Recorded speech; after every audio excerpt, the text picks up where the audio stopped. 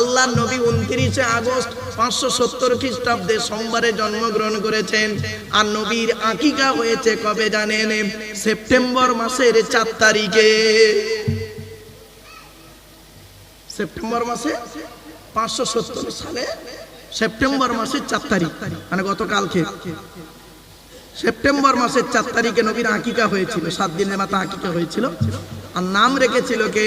নবীর নাম হলো মুহাম্মদ। এই মুহাম্মদ নামটা রেখেছিলেন নবীর দাদু। তাই মুহাম্মদ নামটা টোটাল কোরআনে আছে 4 জায়গায়। আর নবীর মা একটা নাম রাখলেন, তার নাম হলো আহমদ। কি বললাম? আহমদ। এই আহমদ নামটা কোরআনের এক জায়গায় আছে। এক জায়গায় কোথায় আছে বলে দিচ্ছি। ওয়া ইদ ক্বালা ঈসা ইবনু মারইয়াম ইয়া বানি ইসরাঈল ইন্নী রাসূলুল্লাহি ইলাইকুম মুসাদ্দিকাল লিমা বাইনা ইয়াদাইয়া মিনাত তাওরাতি ওয়া মুবাশশিরাম বিরাসূলিন ইয়াতি মিন বা'দি ইসমুহু আহমদ ফালাম্মা জাআহুম বিল বাইয়িনাতি ক্বালু হাযা সিহরুম মুবিন। 28 নম্বর পারার 11 নম্বর পৃষ্ঠার একেবারে 4, 5, 6 নম্বর লাইন সূরার নাম সূরা সফের মধ্যে আল্লাহ পাক বলে দিলেন, আমার বাপেরা ঈসা নবী বলছেন আমার পরে একজন নবীর আগমন ঘটবে, সেই নবীর নাম হলো আহমদ। এই আহমদ নামটা নবীর মা আম্মা জান আমিনা রেখেছিলেন। আর মুহাম্মদ নামটা নবীর দাদু আব্দুল মুত্তালিব রাখলেন। নবী যেদিন জন্মগ্রহণ করেছেন মায়ের পেট থেকে এসেই 4টে অলৌকিক ঘটনা ঘটিয়েছিলেন। কিরকম অলৌকিক শুনলে চমকে যাবেন। আচ্ছা বাপেরা, আপনাদের আল্লাহ দুটো হাত দিয়েছে, হাত দুটো একটু দয়া করে ছেড়ে দেন তো, ছেড়ে দেন। প্রত্যেকের হাতগুলো দেখুন, আঙুলগুলো মোড়া, দেখুন আঙুলগুলো মোড়া। দেখুন কারোর হাত এমন নেই, পেশাদ দিলে এমন হবে, দেখুন নইলে এমন। দেখুন কেন এমন মোড়া, কেন এটা মোড়া কেন? প্রত্যেক বাচ্চার হাতের মোড়া দেখুন কেন? শুনেনি, আদম আলাইহিস সালাতু ওয়াস সালামকে আল্লাহ যেদিন তৈরি করলেন, আদমের হাত দুটো ছিল মুঠো মারা। আল্লাহ আদমকে বললেন আদম হাত দুটো খোলো। তা আদম হাত দুটো খুলেছেন। বাম হাতের তলায় নারী আর পুরুষ, ডান হাতের তলায় নারী আর পুরুষ। আদম আল্লাহকে জিজ্ঞাসা করছেন, আল্লাহ এরা কারা? আল্লাহ বলেন আদম সব তোমার ছেলে মেয়ে। তো আদম বললে আল্লাহ এরা সবাই যদি আমার সন্তান হয় তাহলে 2 হাতের নিচে কেন করলেন? 1 হাতের নিচে করলে ক্ষতি কি ছিল? আল্লাহ বললেন আদম বাম হাতের তলায় যাদের দেখতে পাচ্ছ ওরা সব হলো জাহান্নামী, আর তোমার ডান হাতের তলায় যাদের দেখতে পাচ্ছ ওরা সব জান্নাতি।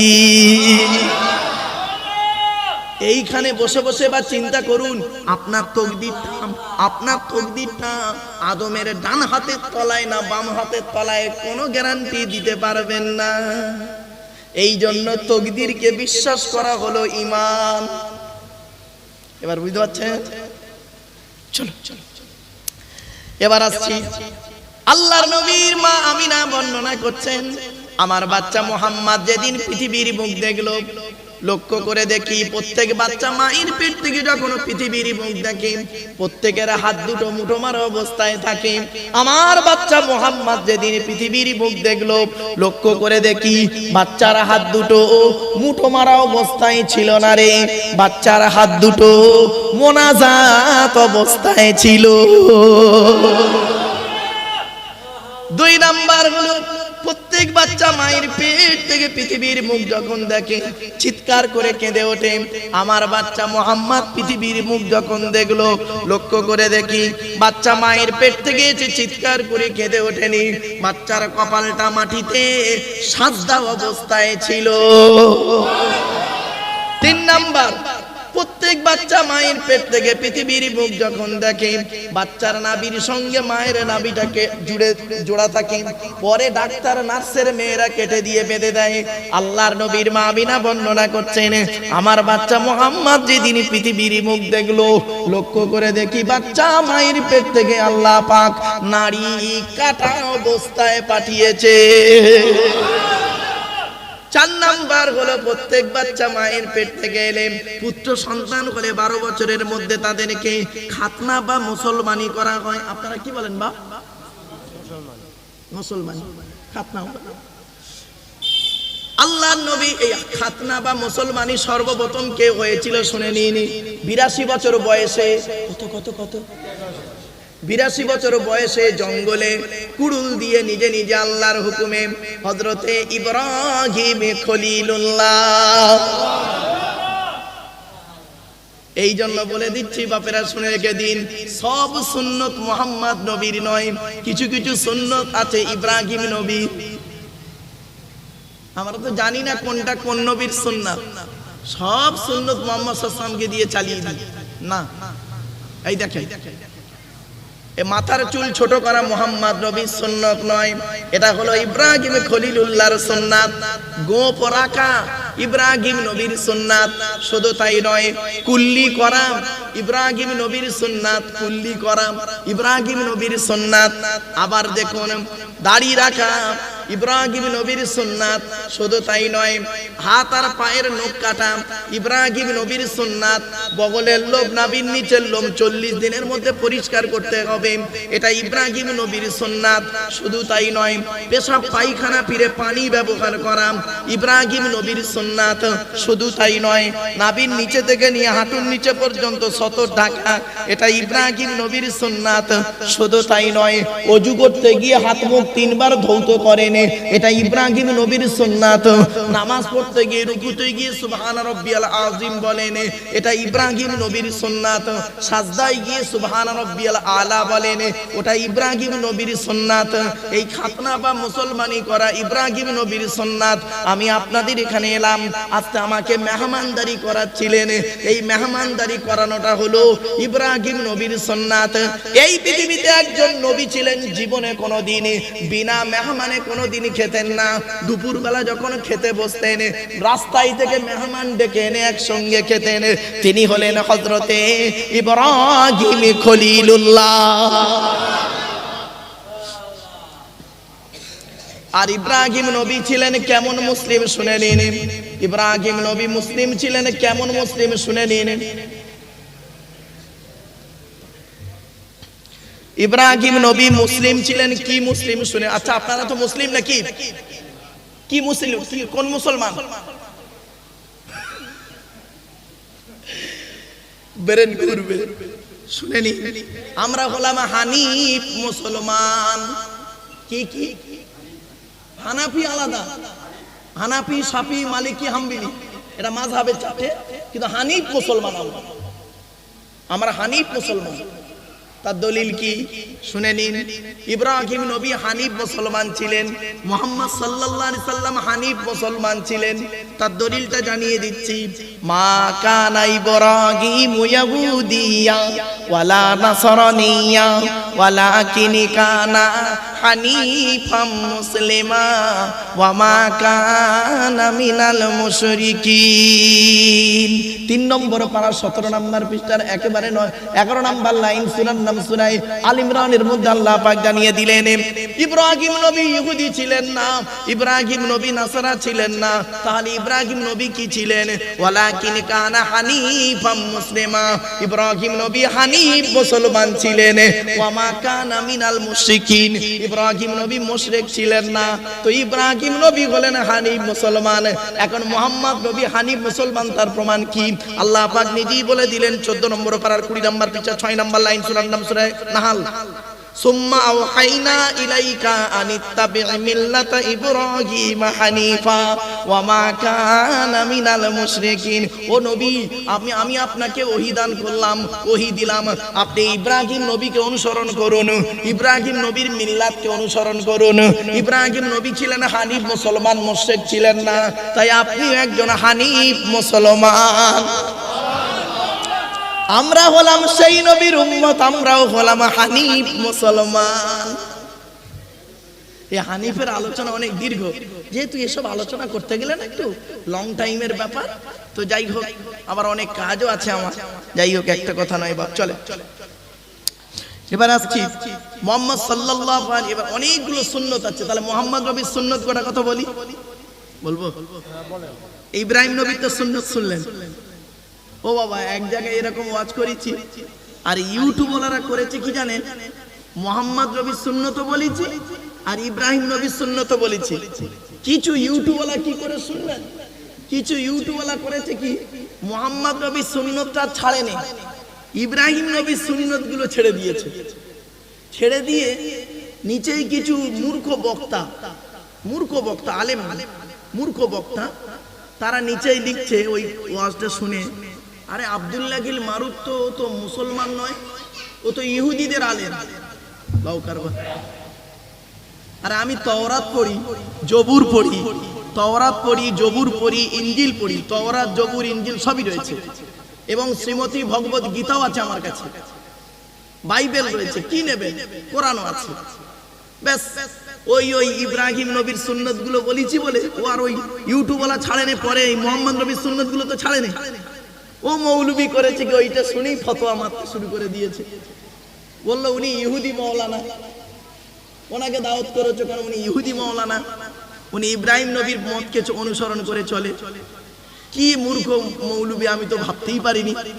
পরে খবর নিয়ে দেখলাম আমার ছাত্র ছাত্রীরা সব বলছে, যারা শিক্ষিত এডুকেটেড পারসন, তারা বলছে স্যার ওর কথায় গুরুত্ব দেবেন না, ও মূর্খ, ও লেখাপড়া নয়, খুব বাজে নোংরা কমেন্ট, বাজে প্রকৃতির মানুষ। আমি যা ছেড়ে দেবো, এজন্য বলি শুনি, এই জন্য ইউটিউব ওয়ালাগুলো এরা আমার সব পরিচিত ছেলে, এরা সব জানে, এরা যা ছাড়ে সব একদম ডাইরেক্ট ছেড়ে দেয়। চলুন মোহাম্মদ নবীর সুন্নত গুলো এবার একটু বলবো বাবা, হ্যাঁ তাহলে বুঝতে পারবেন। চলুন, তবে সুবহানাল্লাহ একটু জোরে বলতে হবে, পারবেন তো? ঠিক আছে। মাথায় টুপি দেওয়া মোহাম্মদ নবীর সুন্নাত, মাথায় পাগড়ি পরা মোহাম্মদ নবীর সুন্নাত, মাথায় রুমাল পরা মোহাম্মদ নবীর সুন্নাত। শুধু তাই নয়, বাবরি চুল রাখা মোহাম্মদ নবীর সুন্নাত, দাড়িটাকে বড় করা মোহাম্মদ নবীর সুন্নাত, গোঁফটাকে ছোট করা মোহাম্মদ নবীর সুন্নাত, মেসওয়াক করা মোহাম্মদ নবীর সুন্নাত, পাঞ্জাবি গায়ে দেওয়া মোহাম্মদ নবীর সুন্নাত, ভেতরে গেঞ্জি গায়ে দেওয়া মোহাম্মদ নবীর সুন্নাত, ফাড়া লুঙ্গি পরা, কি ফাড়া বলে তো নাকি, ওই চেরা ফাড়া, ওই ফাড়া লুঙ্গি পরা মোহাম্মদ নবীর সুন্নাত। শুধু তাই নয়, আরো সুন্নাত বলে যাচ্ছি, শুনে নিন। জুতো পায়ে দেওয়া, এই জুতো পায়ে দেওয়া মোহাম্মদ নবীর সুন্নাত। শুধু তাই নয়, পেশাব পায়খানা ফিরে কুলুপ ব্যবহার করা মোহাম্মদ নবীর সুন্নাত। খাবার আগে হাত ধোয়া মোহাম্মদ নবীর সুন্নাত। খাবার আগে দস্তরখানা বিছানো মোহাম্মদ নবীর সুন্নাত। খাবার আগে দোয়া বলা মোহাম্মদ নবীর সুন্নাত। খাবার আগে লবণ বা পানি গালে দেওয়া মোহাম্মদ নবীর সুন্নাত। মোহাম্মদ নবী করতেন কি, 3 আঙুলে খাবার তুলতেন। আমার রাসূল করতেন কি, 3 আঙুলে খাবার তুলতেন, 5 আঙুলে গালে দিতেন, ভালো করে চিবিয়ে হজম করে বের করতেন। নবী মুহাম্মদ সাল্লাল্লাহু আলাইহি ওয়াসাল্লাম বলেছেন, তোমরা যখন পানি পান করবে, ঢক ঢক করে পানি পান করবে না, 3 ঢোকে পানি পান করবে। আর পানি পান করার পরে সূরা দাহরের একটা আয়াত আছে, ওয়াসাকাহুম রাব্বুহুম শারাবান তাহুরা, এই আয়াতটা তোমরা পড়বে। এরপরে আল্লাহ রাসূল বললেন, ও দুনিয়ার মানুষেরা শোনো, তুমি খাবার খাবার পরে বাসনটাকে ভালো করে চেটে খাবে। আল্লাহর নবীর স্ত্রী আম্মা জান আয়েশা বর্ণনা করছেন, আল্লাহ নবীর স্ত্রী আম্মা জান আয়েশা বর্ণনা করছেন, 1000টা প্লেট যদি আমার সামনে দেওয়া হয়, আল্লাহ নবী যে প্লেটে খেয়েছেন ওই প্লেটটাকে আমি আগেই বুঝতে পারতাম আল্লাহ নবীর প্লেটটা অত্যন্ত পরিষ্কার থাকতো। ও নবীর উম্মতেরা, আপনি সত্যিকারের যদি মুসলমান হয়ে থাকেন, আজকের বাড়িতে গিয়ে খাবারটা খাবেন যে প্লেটে, ওই প্লেটটাকে ভালো করে চেটে খাবেন। চেটে তো খান না, হুজুর নিজেই চেটে খায়নি, হুজুরের মধ্যে নবীর সুন্নতটা নেই, তা মুরিদরা কি করবে? পীর সাহেব নিজেই তো চেটে খায়, তা পীরের মুরিদ কতটা ভালো হবে? আমার বাপেরা, নবীজি বলেছেন আঙুলটাকে ভালো করে চাটবে, আঙুল চাটা হলো সুন্নাত, বাসনটাকে ভালো করে চেটে খাওয়া সুন্নাত। এরপরে নবীজি বললেন খাবার কতটা পরিমাণ খাবে। লোকের বাড়ি খেতে গেছে বলে পেট ভর্তি করে খাবে না, নবী বললেন পেটটাকে 3টে ভাগে ভাগ করবে। 1 নাম্বার হলো কি, প্রথম ভাগটা খাবার দিয়ে ভর্তি করবে, দ্বিতীয় ভাগটা পানি দিয়ে ভর্তি করবে, তৃতীয় ভাগটা ফুল ফাঁকা রাখবে, হজমের উপকার হবে। আপনি পেয়েছেন বলে খুব খেয়ে ফেললেন না, এজন্য অনুরোধ করে আপনাদের বলে যাচ্ছি, এই নবীর সুন্নাত গুলোকে আপনি বাস্তবায়ন করুন। আরে নবী দিবস করছেন, নবী নবী নবী নবী করে চিৎকার করছেন, নবীর কি সুন্নত আপনার মধ্যে আছে? আপনি নবীর শানে খুব গজল বলছেন, নবীর শানে খুব মহব্বত দেখাচ্ছেন, কাজে কি করেছেন নবীর? নবীর সুন্নাত আপনার মধ্যে কটা আছে? সেইটাই হলো দেখার বিষয়।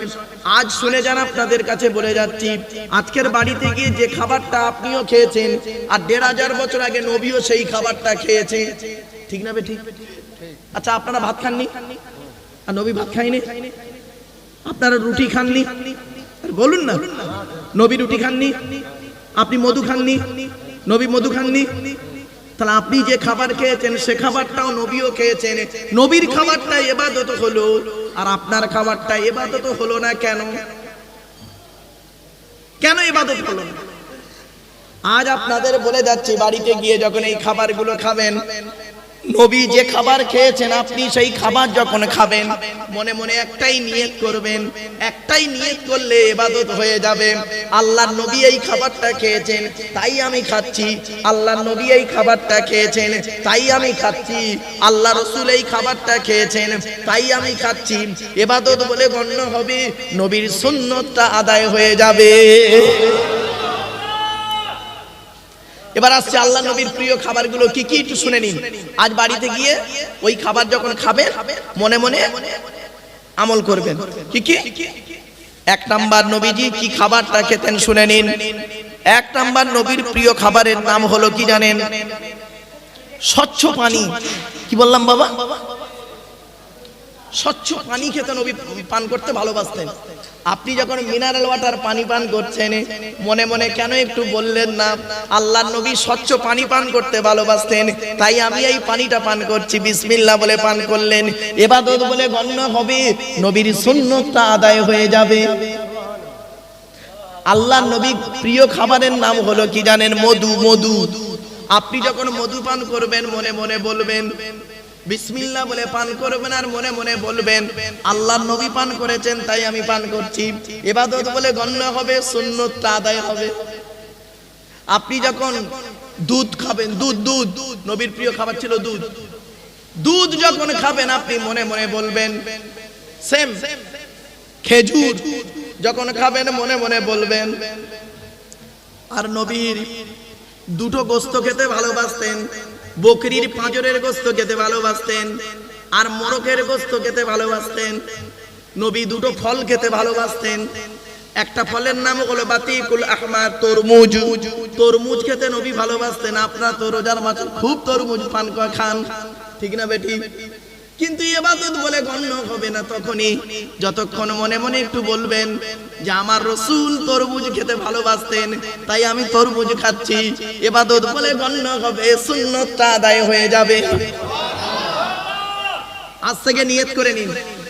শুধু তাই নয়, নবীর আরেকটা খাবারের নাম হলো ডালিম, বেদানা। রোজার মাসে খুব ডালিম বেদানা খেয়েছেন আপনি, খেয়েছেন কিন্তু ইবাদত বলে গণ্য হয়নি।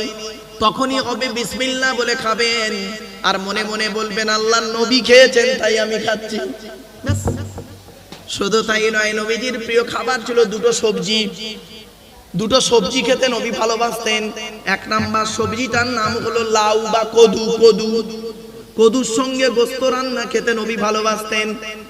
তো আপনি যখন গোস্ত কদু রান্না হবে বাড়িতে, মনে মনে বলবেন আমার রাসূল খেতে ভালোবাসতেন তাই আমি খাচ্ছি, বিসমিল্লাহ বলে খাবেন, সুন্নতটা আদায় হবে, ইবাদত বলে গণ্য হবে। দেখেছেন এতদিন যা করেছেন না, নবীও খেয়েছেন আপনিও খেয়েছেন, কিন্তু নবীরটা ইবাদত হলো, আপনারটা ইবাদত হলো না। কারণ ওই জায়গাটায় খালি একটু সামান্য পার্থক্য ছিল। এই পার্থক্যটাই আপনার খাওয়াটা বেকার হয়ে গেল। শুধু তাই নয়, নবী আর একটা সবজি খেতে ভালোবাসতেন, কচি শশা। কি বললাম বাবা? কচি শশা। কচি শশা খেতে নবী ভালোবাসতেন। কানাডার টরন্টো ইউনিভার্সিটি অ্যানাটমি বিভাগের প্রফেসর, বিখ্যাত পণ্ডিত বৈজ্ঞানিক, লোকটার নাম হলো তাতা উইলিয়ামস হার্ভে। উনি বলছেন মুহাম্মদ সাল্লাল্লাহু আলাইহি ওয়াসাল্লাম কচি শশা কেন খেত? আমি একটু গবেষণা করে দেখি। উনি গবেষণা করে বলছেন মুহাম্মদ সাল্লাল্লাহু আলাইহি ওয়াসাল্লাম কচি শশা খেতেন। কচি শশা খেলে কি হয়? শশা ব্রেনটাকে ঠিক রাখে, সুগার ঠিক রাখে, হার্ট ঠিক রাখে, ব্লাড ঠিক রাখে, পেট পরিষ্কার করে, লিভার ঠিক রাখে। শশা নিজে হজম হতে পারুক আর না পারুক, অপরকে হজম করে মাল বের করে দেয়। 1500 বছর আগে নবী যে খাবারটা খেয়েছেন সেই খাবারটা আজ বৈজ্ঞানিকরা গবেষণা করে বের করলো। আপনিও যখন শশা খাবেন মনে মনে এটাই বলবেন আল্লাহ রসুল খেয়েছেন তাই আমি খাচ্ছি। আপনি খিচুড়ি খাবেন আর মনে মনে এটাই বলবেন আল্লাহ রসুল খেয়েছেন তাই আমি খাচ্ছি। আপনি মিষ্টি খাবেন মনে মনে বলবেন আল্লাহ রসুল মিষ্টি খেয়েছেন তাই খাচ্ছি। বিসমিল্লাহ বলে খাবেন, ইবাদত বলে গণ্য হবে। আর কি হবে? সুন্নতটা আদায় হবে। আপনি ঘুমাতে যাবেন, নবী যেভাবে ঘুমিয়েছেন সেইভাবে আপনাকে ঘুমাতে হবে। চলুন দেখি নবী কিভাবে ঘুমিয়েছেন দেখি। নবী বলেছেন ঘুমানোর আগে কি করবে? অজু করে নেবে। 2 নাম্বার, ঘুমানোর আগে কি করবে? বাতিটা অফ করে দেবে। 3 নাম্বার, ঘুমানোর আগে বিছানাটা ঝেড়ে নেবে। 4 নাম্বার, ঘুমানোর আগে দোয়া বলবে। 5 নাম্বার, ডান হাতটা ডান চোয়ালিতে রাখবে, ডান কাত ফিরে ঘুমাবে। 6 নাম্বার হলো কি? বেটা ছেলেদের বিনা কারণে উপুড় হয়ে শোয়া নিষেধ আছে, মেয়েদের বিনা কারণে চিত হয়ে শোয়া নিষেধ আছে। কোথায় আছে? আপনি মুসলমান, নবীর সুন্নত আপনার মধ্যে আছে বাবা। বাড়ি থেকে ভাববেন বেটা ছেলেদের বিনা কারণে উপুড় হয়ে শোয়া নিষেধ, আর মেয়েদের বিনা কারণে চিত হয়ে শোয়া নিষেধ। কোথায় আছেন? আরো আসুন কয়েকটা কথা বলি, হাতে টাইম আছে। একবার দরুদ শরীফ আল্লাহুম্মা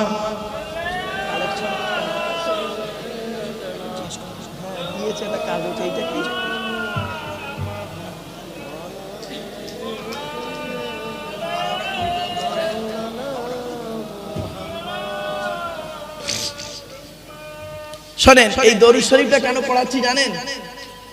ভাববেন না যে নবী মারুফ সাহেব ভুলে গেছে বলে দরুদ শরীফ পড়াচ্ছে। না না না, আল্লাহর নবী বলেছেন মান সাল্লা আলাইকা ওয়াহিদাতান সাল্লাল্লাহু আলাইহি আশারাম, যে ব্যক্তি আমার উপরে একবার দরুদ শরীফ পড়বে নামায় আমলনামায় 10টা নেকি লিখে দেবে।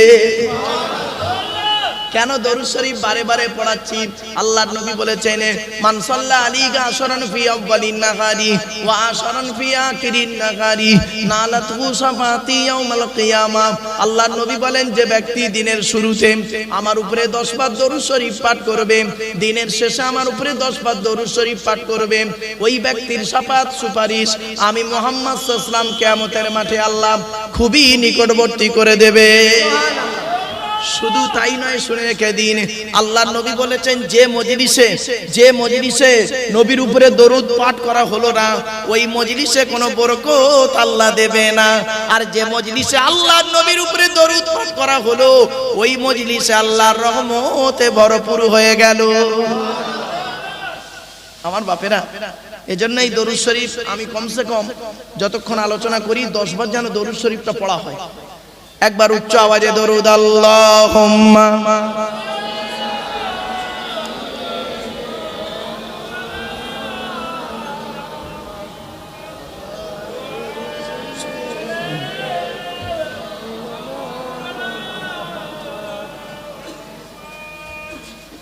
বাবা। এতক্ষণ আপনাদের কাছে বিভিন্ন দিক নিয়ে কথা বলেছি, এবারে একটা দিক নিয়ে কথা বলবো, খুব গুরুত্বপূর্ণ কথা। আল্লাহর পরিচয় 4টে বলে দিয়েছি, নবীদের পরিচয় 3টে বলে দিয়েছি, এবারে আমাদের পরিচয় 2টো, তাই তো? এখানে একটা ছোট্ট প্রশ্ন তার উত্তর শুনে রেখে দিন। ফলতি গ্রামের মা বোনদের বলছি, বাবাজি যুবক ভাইদের বলছি, ভালো করে শুনে নিন।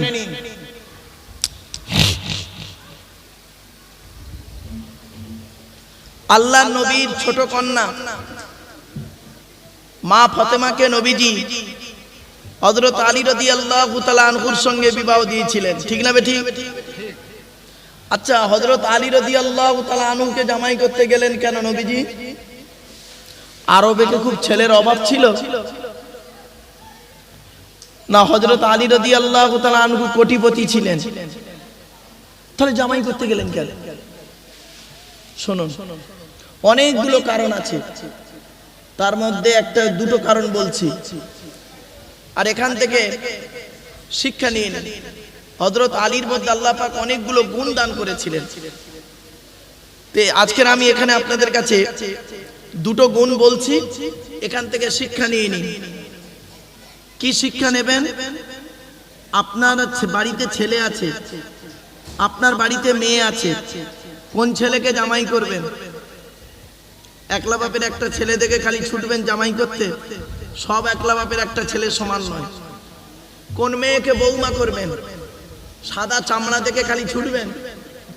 সব সাদা চামড়ার মেয়ে ভালো নাই গো বাবা, চলেন। কোন মেয়ে কোন ছেলেকে জামাই করবেন? যে ছেলের মধ্যে দুটো গুণ পাবেন। কটা কটা? দুটো গুণ। আর কোন মেয়েকে বৌমা করবেন?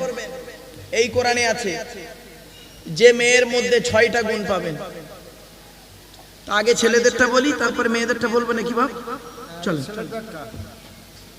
ছেলেদের দুটো গুণ কি কি? 1 নাম্বার, ছেলেটি দেখবেন সৎ ছেলে কিনা খবর নেবেন। সৎ কাকে বলে? বক্তব্যের শুরুতেই আমি একটা কথা বলেছিলাম, মনে পড়ছে আপনাদের? 2 ঠোঁটের মাঝখানে 2 রানের মাঝখানে, ঠিক আছে কিনা খবর নেবেন। আপনারা বৌমা করতে গেলে মেয়েটার চরিত্র দেখেন, মেয়েটা কটা ছেলের সঙ্গে প্রেম করেছে, মেয়েটার বাম্মা ভালো কিনা, এই সব দেখেন। ছেলেটার তো দেখেন না কটা মেয়ে নষ্ট করেছে। মেয়ের বেলা দেখলেন, ছেলের বেলা দেখলেন না কেন? ছেলেটা নেশাবান করে কিনা। মেয়ে দেখতে গিয়ে মেয়েটাকে বললে, রে মেয়ে ছেলে, কোরআন পড়তে পারো? কোরআন পড়ো। ছেলে দেখতে গেলে ছেলেটাকে কেন বলেন না, এই ছেলে, এই ওযুর ফরজ জানো, গোসলের ফরজ জানো, কোরআন পড়তে পারো? একবারও বলেন না। তাহলে যারা বিয়ের দেখাশোনা করেছেন কত বড় ভুল করেছেন। কবরে ঢুকুন, কিয়ামতের মাঠে আপনাদের সঙ্গে দেখা হবে। আজকের বলে গেলাম। এরপরে আসছি, কোন ছেলেকে জামাই করবেন? যে ছেলের মধ্যে দুটো গুণ পাবেন। 1 নাম্বার, ছেলেটি সৎ ছেলে কিনা খবর নেবেন। 2 নাম্বার, ছেলেটি কর্মী কিনা খবর নেবেন। কর্মী ভাষাটা বুঝে? কর্মী মানে পরিশ্রম করে, কুড়ে নয়, বাপের হোটেলে খায় এমন ছেলে নয়, পরিশ্রম করে। কোন মেয়েকে বৌমা করবেন? এই কোরআনে আছে, শুনে নিন। যে মেয়ের মধ্যে কটা গুণ বলেছি বাবা? 6টা। মুসলিমাতিন, মুমিনাতিন, কানিতাতিন, তাইবাতিন, আবিদাতিন, সাইহাতিন, সাইয়িবাতিন ওয়া আবকারা। 28 নম্বর পারার 19 নম্বর পৃষ্ঠার 11 নম্বর লাইন, সূরার নাম সূরা তাহরীমের 5 নম্বর আয়াত। 1 নাম্বার দেখবেন মেয়েটি মুসলমান কিনা খবর নেবেন।